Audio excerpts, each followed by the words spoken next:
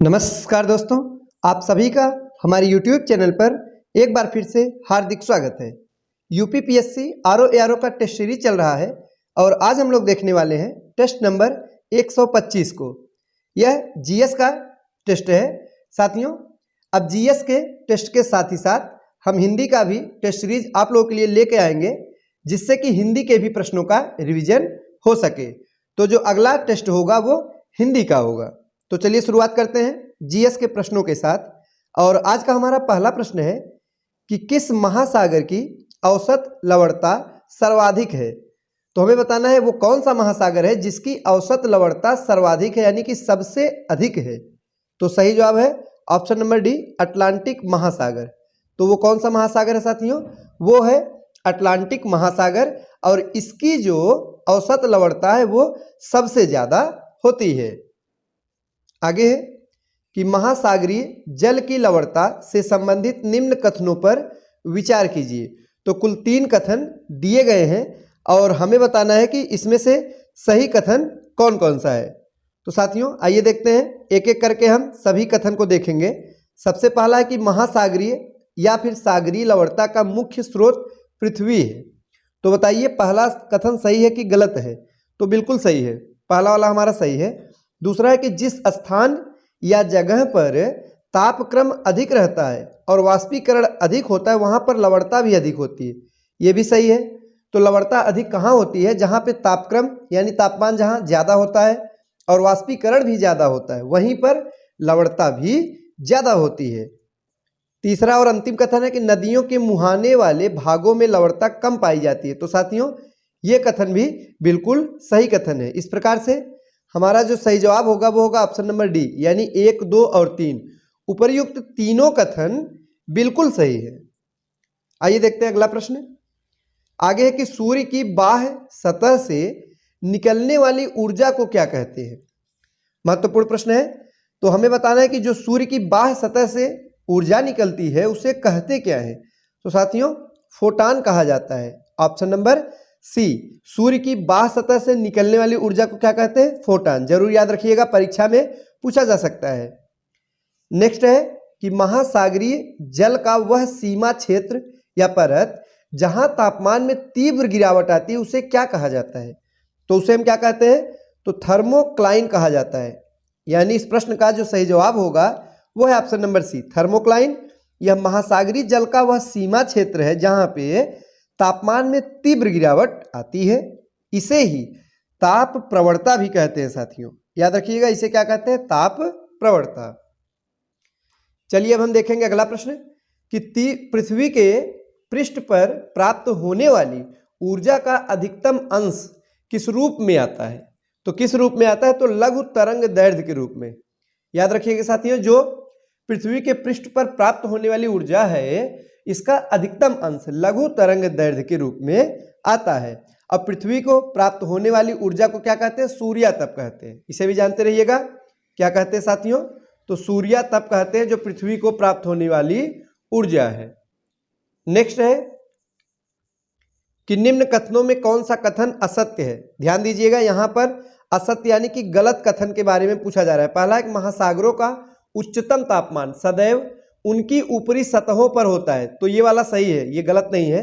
दूसरा है सामान्यतः गहराई के साथ साथ तापमान में कमी होने लगती है। ये कथन भी बिल्कुल सही कथन है। तीसरा है कि सामान्य रूप में सागरीय लवणता को प्रति 1000 ग्राम जल में स्थित लवण की मात्रा 0% के रूप में दर्शाया जाता है। तीसरा वाला भी सही है। डी है समुद्र का क्वथनांक यानी बॉइलिंग पॉइंट जो है वो सामान्य जल से निम्न ही रहता है। तो बताइए ये सही है या गलत है? साथियों यह गलत कथन है और इस प्रश्न का सही जवाब होगा ऑप्शन नंबर डी। तो यही वाला जो विकल्प है यानी ऑप्शन नंबर डी, यह साथियों गलत है। जो समुद्र का क्वथनांक यानी बॉइलिंग पॉइंट है वो सामान्य जल से ऊंचा रहता है, नीचा नहीं होता है, इसीलिए ऑप्शन नंबर डी गलत है। नेक्स्ट है कि ग्लोब पर वायु दाब की कुल कितनी पेटियां होती हैं? बताइए कि कुल कितनी पेटियां होती हैं? तो कुल 7 होती है। कितनी? 7। ग्लोब पर वायुदाब की कुल 7 पेटियां होती है। कौन कौन सी?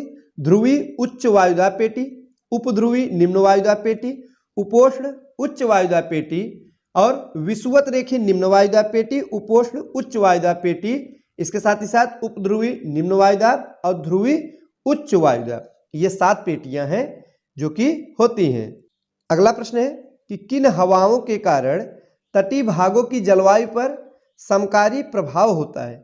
तो कौन सी हवाएं? तो स्थलीय समीर के कारण, यानी ऑप्शन नंबर ए, जो स्थलीय समीर यानी हवा है, इनके कारण क्या होता है? तटीय भागों की जलवायु पर समकारी प्रभाव पड़ता है और इन्हीं कारणों से तटीय भागों में न अधिक ठंडी पड़ती है न अधिक गर्मी। तो आप सभी जानते होंगे, अभी आप समुद्र तटीय किसी भी स्थान पर चले जाइए जहां पे समुद्र है, तो समुद्र के किनारे आपको अगर आप ज्यादा ठंडी में जाएंगे तो बहुत ज्यादा ठंड भी नहीं लगती है और अत्यधिक गर्मी में जाएंगे तो बहुत ज्यादा गर्मी भी नहीं होती। वहां पर जो तापमान है वो लगभग एक समान रहता है, न ज्यादा ठंड पड़ती है न ज्यादा गर्मी रहती है। तो इन्हीं स्थलीय समीर के कारण ऐसा होता है। नेक्स्ट है कि सुमेलित नहीं है, पवन का नाम दिया गया है और क्षेत्र का नाम है, स्थानीय पवने है और क्षेत्र है। तो हमें बताना कौन सा इनमें से एक गलत है। पहला है सिराको पवन, दिया गया गिनी, तो पहला वाला ही हमारा बिल्कुल गलत है। क्यों गलत है साथियों? साथियों, सिराको इटली के पास से गुजरने वाली स्थानीय पवन है, तो यहाँ पे गिनी नहीं होगा, यही गलत है। इस प्रश्न का सही जवाब भी यही होगा, बाकी बिल्कुल सही है। विली विली ऑस्ट्रेलिया की स्थायी पवन है, फॉन स्विट्जरलैंड की है, ब्लिजर्ड कनाडा की है। आइए देखते हैं अगला प्रश्न कि वायु के जिस तापमान पर जल अपनी गैसीय अवस्था से तरल या ठोस अवस्था में परिवर्तित होता है उसे क्या कहते हैं? बताइए, उसे क्या कहा जाता है? तो ओसांक कहते हैं, यानी ऑप्शन नंबर सी।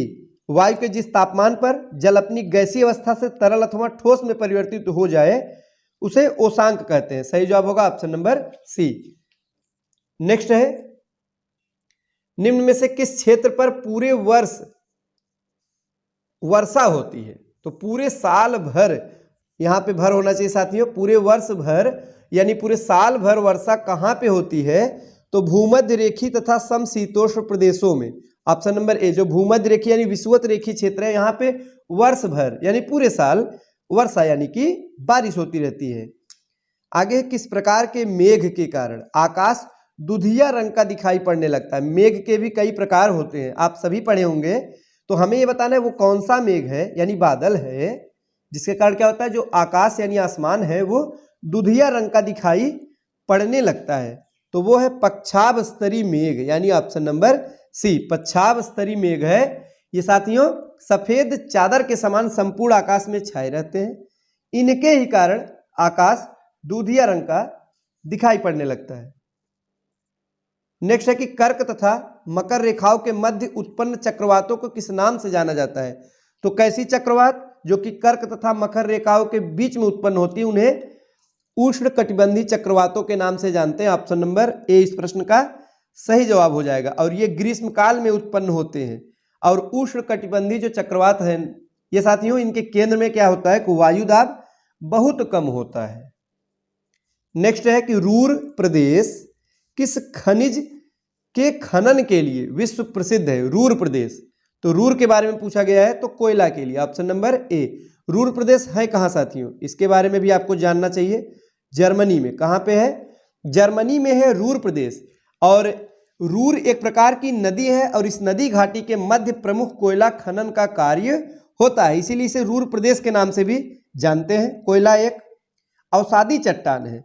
साथियों कोयले की बात की गई है तो आपको ये पता होना चाहिए कि सबसे सर्वोत्तम प्रकार का कोयला कौन सा होता है।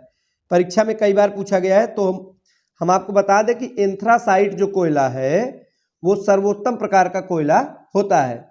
और भारत में सर्वाधिक मात्रा में जो कोयला किस प्रकार का पाया जाता है? तो बिटुमिनस प्रकार का, जो अच्छे किस्म का कोयला नहीं माना जाता है।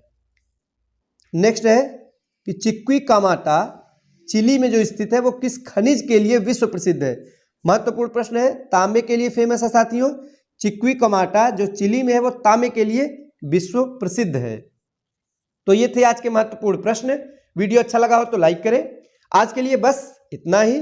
धन्यवाद।